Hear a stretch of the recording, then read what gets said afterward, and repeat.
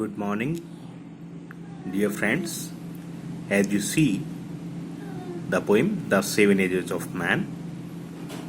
This is taken from As You Like It, the famous Shakespearean comedy. The following lines are spoken by Melancholy Jacks. As you like it जो comedy है वो Shakespeare की सबसे बेहतरीन कॉमेडियों में से एक है, लेकिन इसका इंट्रोडक्शन लेने से पहले हम शेक्सपियर के बारे में थोड़ा सा समझें। विलियम शेक्सपियर अंग्रेजी के बेहतरीन कवियों में से, नाटककारों में से एक हैं। उनका जन्म 26 अप्रैल 1564 यानी 26 अप्रैल 1564 को स्ट्रेटफोर्ड अपॉन एवन जो कि यूनाइटेड किंगडम यानी लंदन में है, वहाँ उनका जन्म हुआ था। और उनकी जो डेथ हुई थी वो हुई थी अप्रैल में ही, लेकिन 23 अप्रैल को 1616 में वारविकशायर में, जो कि यूके के अंदर है। इन्हें बार्ड ऑफ एवन के नाम से भी जाना जाता है। बार्ड का मतलब होता है कवि कह दो, भाट कह दो, गवैया कह दो। और ये इंग्लैंड के राष्ट्रीय कवि भी रहे हैं। शेक्सपियर ने लगभग 38 नाटक और 154 सोनेट्स कहते हैं, जो 14 लाइन की कविता होती है, और 2 बहुत ही लंबी कविताएं लिखी हैं। शेक्सपियर का अंग्रेजी के कवियों में प्रमुख स्थान है और उन्होंने बहुत ही इंग्लिश लिटरेचर में भूमिका निभाई है। यहाँ ये जो कविता है the seven ages of man, इसमें जैक्स के माध्यम से कवि शेक्सपियर ये समझाना चाहते हैं कि आदमी की अवस्थाओं को 7 अवस्थाओं में बांटा गया है। एक एक करके हल्का सा इंट्रोडक्शन लें पोइम को पढ़ने से पहले। सबसे पहली है शिशुअवस्था यानी इन्फेंट एज, जिसमें शिशु रोता चिल्लाता रहता है नर्स के हाथों में। दूसरी एज है स्कूल बॉय। ये जो एज है इसमें बच्चा स्कूल जाने की इच्छा नहीं है, उसका चमकता हुआ चेहरा होता है जो बैग लेकर स्कूल जाने के लिए लालायित नहीं है, यानी स्कूल नहीं जाना चाहता है। तीसरी एज जो है लवर एज है, जिसमें वो अपनी प्रेमिका के प्रति दुख के गीत गाता रहता है उसकी प्रशंसा में। चौथी एज है सोल्जर एज, जिसमें वो अजीबोगरीब शब्द खाता है। उसकी जो दाढ़ी जो होती है वो तेंदुए की तरह होती है और वो किसी के भी सम्मान में चिढ़ता है और वो झगड़े में बड़ा तेज होता है। वो थोड़े से सम्मान के लिए झगड़ा करने के लिए तैयार रहता है। इसके बाद आती है 5th as, that is justice. उसमें उसका जो पेट बाहर निकल जाता है, गोल हो जाता है अच्छी तरीके से, जिस तरीके से मुर्गी का जो चूजा बच्चा होता है उसकी पंखों पे लाइन सी दिखाई देती है, उसी तरीके से उसके पेट पे लाइनें बन जाती हैं। और इसमें उसकी आंखें गंभीर यानी उसकी निगाह बड़ी गंभीर बन जाती है, बहुत कम बोलने वाला होता है और दाढ़ी भी फॉर्मल कट में होती है और बड़ी बुद्धिमानी पूर्वक बातें कहता है वो, और आधुनिक उदाहरण भी देता है। इसके बाद उसकी छठी एज आती है जिसे पेंटालून एज भी कहते हैं। इसमें वो ढीले ढाले कपड़े वगैरह ये पहनता है, नाक पर चश्मा वश्मा। और इसके बाद उसकी 7th एज है जो this is the last age of all, जिसमें उसके ये सारा का सारा जीवन काल समाप्त हो जाता है।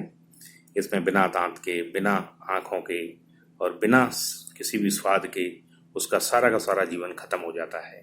अब इस पोइम को अपन लाइन बाय लाइन देखेंगे, जिससे कि आपके बेहतरीन हिंदी के माध्यम से आप अच्छी तरीके से कविता को समझ पाओ। All the world is stage and all the man and women merely prayers. They have their exist and their entrances, and one man in his time plays many parts. सारा का सारा संसार एक स्टेज के समान है जिसमें सारे के सारे मनुष्य और महिलाएं केवल कलाकार हैं। उनका यहाँ से जाना और आना यानी निकास और प्रवेश रहता है, यानी आते हैं और जाते हैं। एक व्यक्ति अपने समय में अनेकों भूमिकाएं निभाता है। His acts being 7 ages. ये उसके जो अभिनय हैं, भूमिकाएं हैं, उनको 7 अवस्थाओं का नाम दिया गया है। At first the infant mewling and packing in the nurse his arms. सबसे पहली जो अवस्था है जिसमें शेष अवस्था, जिसमें वो धीरे धीरे रोता रहता है बिल्ली की तरह और नर्स के हाथों में उल्टियां करता रहता है।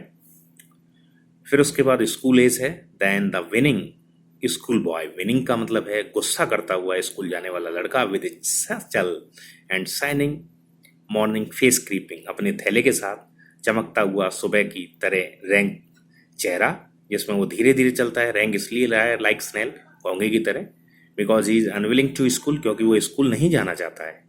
एंड देन द लवर, फिर उसकी अवस्था आती है लवर की, प्रेमी की, साइंग लाख फर्नेस, एक भट्टी की तरह धधकता रहता है, सांसें लेता रहता है, विद अ वॉयफुल बैलेड, और दुखी गीत गाता रहता है। मैट टू इज मिस्टर साइबिरो, अपनी जो प्रेमिका है उसकी बाहों के लिए अनेकों दुख के गीत लिखता रहता है या गाता रहता है। Then a soldier full of strange oaths, फिर जो उसकी चौथी अवस्था है वो सोल्जर एज है, जिसमें वो अजीब व गरीब शब्द खाता है, यानी सौगंध वादे करता है। And bearded like the part जल से नॉन, और उसकी दाढ़ी तेंदुए की तरह होती है। लेकिन वो सम्मान के लिए बड़ा ईर्ष्यालु होता है, दूसरों के सम्मान से चिढ़ता है। Sudden and quick in क्वाल seeking the bubble reputation, वो अचानक और तेज होता है झगड़े में। वो जो जिस रेपुटेशन को बबूले के समान बताया गया है, बबल, उसके लिए वो एकदम झगड़ा करने के लिए तैयार रहता है, यानी बबल रेपुटेशन, यानी थोड़े से सम्मान के लिए भी। Even in the cannon's mouth and then the justice in fair round belly with good capon lined, और यहाँ तक कि तोप के मुंह में भी, यहाँ तक कि जब उसकी, यानी ये जो in the even in the cannon's mouth, यहाँ तक कि तोप के मुंह में भी, इससे तात्पर्य है यानी किसी भी संकट को लेने के लिए वो तत्पर रहता है। कौन सी एज में? सोल्जर एज में।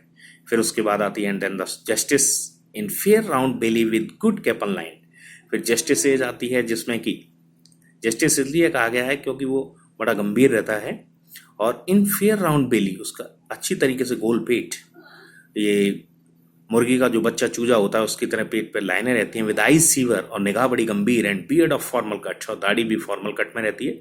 Full of vice shows and modern instance, उसके बुद्धिमान पूर्वक बातें, उदाहरण, दृष्टांत और आधुनिक उदाहरण पेश करता है। And so he plays his part, और इस तरीके से वो अपनी भूमिकाएं निभाता है।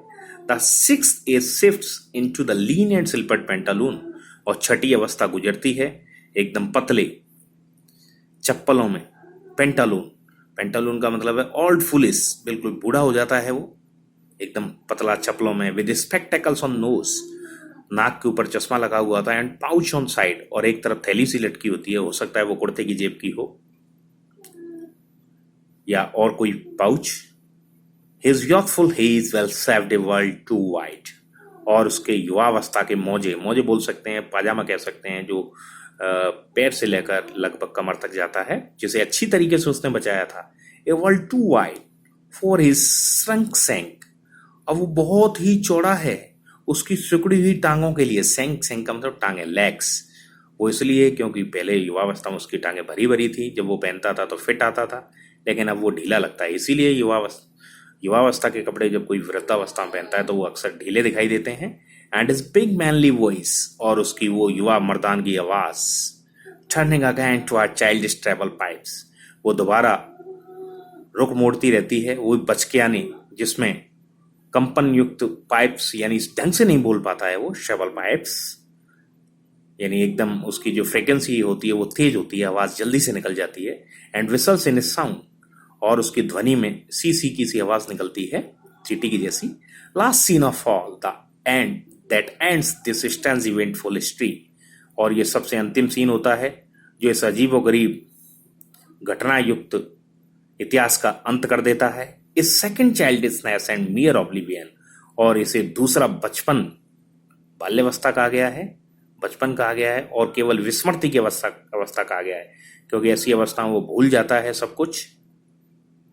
Sense teeth, sans eyes, sans taste, sans everything, बिना दांतों के, यानी उसके दांत नहीं रहते हैं। सेंस आईज, बिना आंखों के, आंखें तो रहती हैं लेकिन वो देख नहीं पाता है।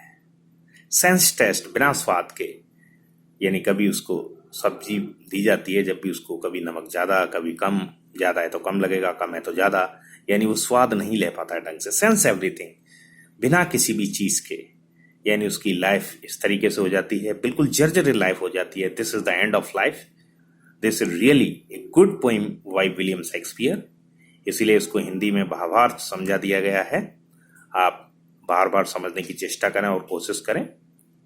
Thank you, bye bye, take care.